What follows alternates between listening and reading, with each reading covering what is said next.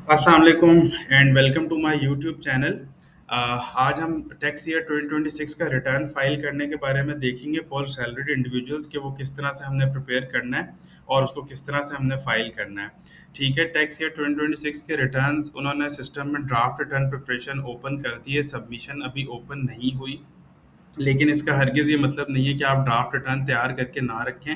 आप अपनी रिटर्न को बिल्कुल रेडी फॉर सबमिशन करके रख लें, जब भी सबमिशन ओपन होती है आप उसको सबमिट कर दें। इस दफ़ा लेट फाइलिंग की पेनल्टी 25,000 है और 1,000 रुपये जो कि पहले हुआ करती थी वो नहीं है। सो बी अवेयर, अपनी चीज़ों को रेडी करके टाइमली फाइल करें। एफबीआर अब बहुत प्रोएक्टिवली चीज़ों को लेके चल रहा है और वो जनरली एग्जम्पशंस भी बहुत चीज़ों पे कम देता है। सो इट्स बेटर कि हम पहले से अपना सारा डाटा रेडी कर लें और उस डाटा के ऊपर अपनी रिटर्न को फाइल करें।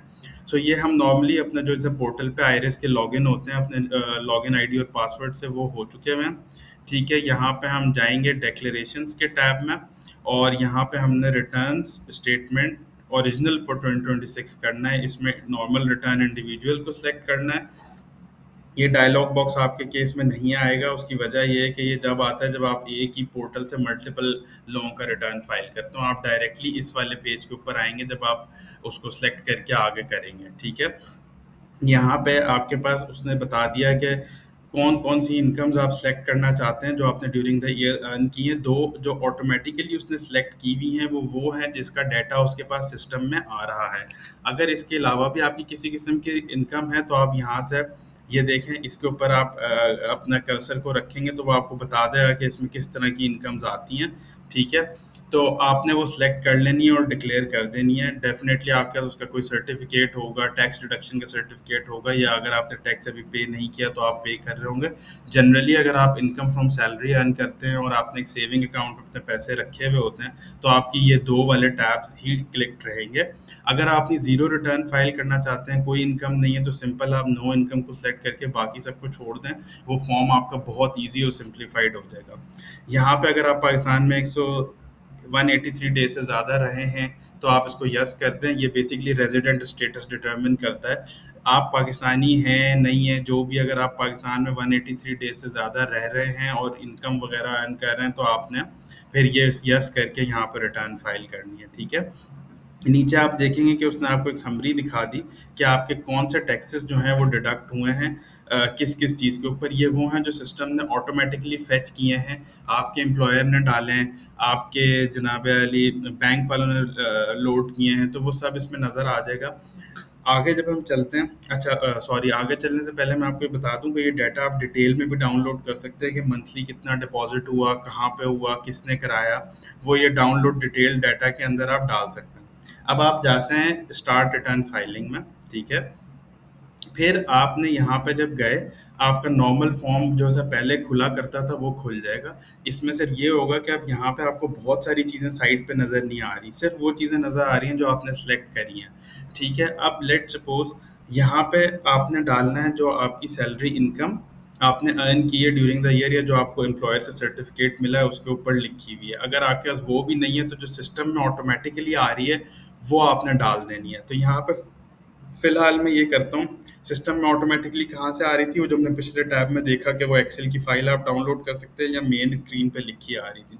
मैं फॉर एग्जांपल कहता हूँ कि मैंने 24 लाख रुपए की इनकम अर्न की और इसमें से कोई भी सब्जेक्ट टू एग्जाम्पशन नहीं थी। फॉर एग्जांपल कोई भी मेरी पेंशन नहीं थी, कोई मेरा मेडिकल नहीं था। ये मेरी वो थी जो टोटल टैक्सेबल इनकम थी और यही थी मेरी टोटल टैक्सेबल इनकम। इसको मैं कैलकुलेट करूँगा यहाँ पे। ठीक है, जब मैं इसको कैलकुलेट करूँगा तो ये मुझे यहाँ पे इसने सारे फील्ड में पॉपुलेट कर दिया। अब मैं नेक्स्ट चाहूँगा, नेक्स्ट वाले टैब के अंदर उसने खुद यहाँ पे 24 लाख लिख दिया और उस वैल्यू को इग्नोर कर दिया जो उसने शुरू में खुद उठाई हुई थी। ये वैल्यू अलबत्ता वही आ रही है टैक्स डिडक्टेड की जो उसने सिस्टम से उठाई हुई थी। अब यहाँ भी मैं सर्टिफिकेट से उठा कर डाल देता हूँ। फॉर एग्जांपल मैं यहाँ पे कहता हूँ कि मेरा 1 लाख रुपए टैक्स डिडक्ट हुआ था।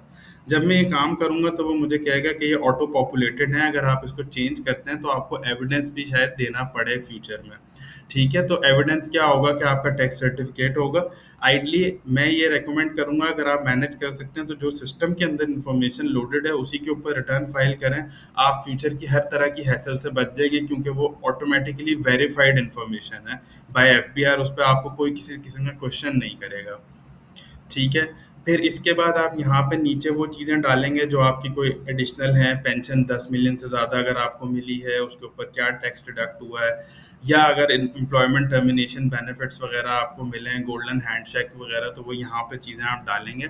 लेकिन अगर आपको वो उसके अंदर कोई क्यूरी है, कोई क्वेश्चन है, तो आप प्लीज़ नीचे कमेंट बॉक्स में मुझसे पूछ लें।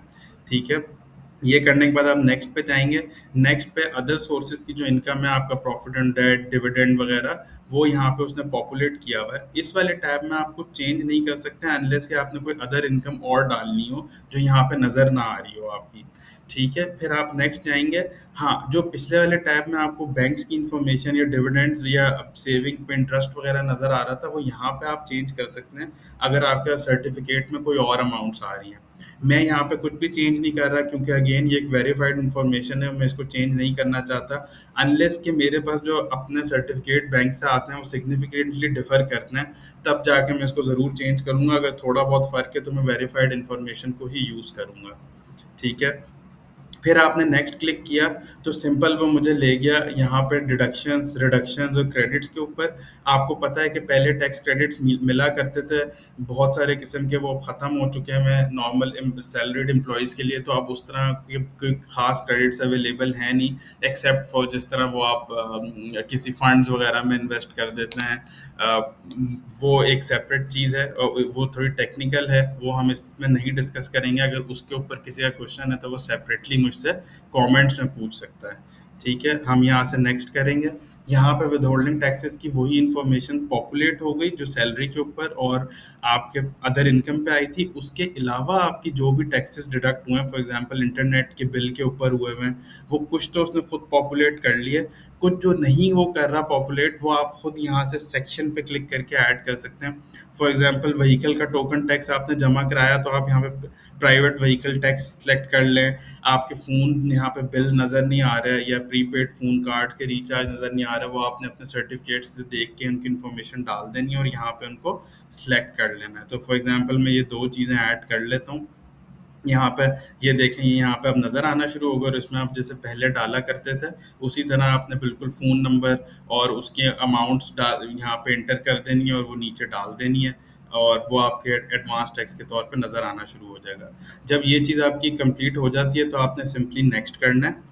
नेक्स्ट पे जब आएंगे तो आपको कॉम्पिटिशन्स दिखाना शुरू कर देगा। अभी वो मुझे एडमिटेड इनकम टैक्स दिखा रहा है। आइडली ये केस नहीं है क्योंकि अभी मैंने एक इंफॉर्मेशन ऐसी इसमें फिल की है just for the purpose of making the video, जो इन्फॉर्मेशन फैक्चुअल नहीं है। अदरवाइज जनरली जब आप normal salary tax return file करेंगे और उसमें आपके टैक्सेस क्योंकि पहले ही कटे हुए होते हैं, यहाँ पे आपका रिफंडेबल टैक्स ही बन रहा होगा जो आपने फ़ोन के बिल्स पे या इंटरनेट पे एडिशनल दिया होगा।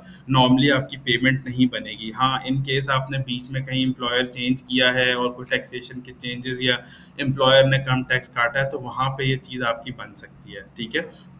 आप यहाँ पे चले जाएंगे नेक्स्ट पे। जब आप नेक्स्ट पे जाएंगे ना तो वेल्थ स्टेटमेंट आपकी आ जाएगी। वेल्थ स्टेटमेंट के अंदर सिंपली आपने अपने जो एसेट्स हैं, बैंक बैलेंसेस हैं, उनको अपडेट कर देना है। यहाँ पे आप जब अपना नंबर अपडेट करेंगे तो ये आपकी क्लोजिंग वैल्यू अपडेट हो जाएगी। मैं अभी यहाँ पे इस वीडियो को बनाने के पर्पज से कुछ भी अपडेट नहीं कर रहा हूँ, मैं सीधा रिकन्सिलिएशन के टैब पे आ रहा हूँ जो कि सबसे ज़्यादा कंफ्यूजिंग टैब होता है लोगों के लिए। तो मैं यहाँ पर सिंपली पहले आपको इसका बता देता हूँ कि ये रिकन्सिलिएशन का जो टैब है वो बताता क्या है। रिकन्सिलिएशन का टैब ये कहता है कि पिछले साल के एंड पे आपके पास इतने के एसेट्स थे। फॉर एग्जांपल ये बता रहा है 18859 के एसेट्स थे। ठीक है। इस साल जो ऊपर आपने एसेट्स डाले हैं वो इतने के डाले हैं जो अभी हमने पिछले टैब में डाले थे। तो नेट में आपके 7,19,000 से एसेट्स हो गए कम। ठीक है। अब वो कहता है कि ठीक है, इतने एसेट्स आपने कम किए यानी इतना आपने खर्च कर दिया। जाहिर सी बात है अगर आपके एसेट्स पिछले साल से कम हो गए तो आपने वो पैसे खर्च कर लिए हैं कहीं। फिर आप क्या कहते हैं कि इतनी मेरी इनकम थी, ये नॉर्मल टैक्स के हिसाब से सैलरी इनकम आ गई, ये जो आपकी अदर इनकम थी, तो ये आपने अर्न किया है। अब चूंकि आपने एसेट कोई बढ़ाया नहीं तो इसका मतलब है कि आपने ये वाले सारे पैसे भी खर्च कर दिए। इसका मतलब है ये आपकी अनरिकनसाइल्ड अमाउंट वो है जो आपने एक्सपेंसेस कर दिए हैं या किसी को गिफ्ट दे दिया होगा, या नॉर्मली जो सैलरीड इंडिविजुअल्स होते हैं उनके केस में एक्सपेंसेस आ रहे होते हैं। तो एक्सपेंसेस के केस में आपने जो है वो यहाँ पे मज़ीद एक्सपेंसेस को ऐड करना है। ठीक है।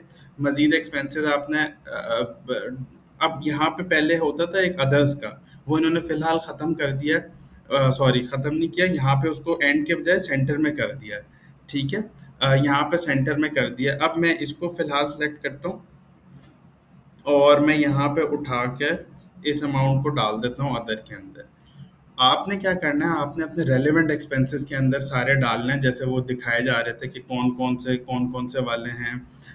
एसेट इंश्योरेंस है, मेडिकल है, एजुकेशन है, जिस जिस रेलेवेंट हेड में आप डालते हैं वो डालना है। जो आपके बच जाते हैं एक्सपेंसेस, आपने इंश्योर करना है कि अनरिकनसाइल्ड अमाउंट आपने पूरी करनी है।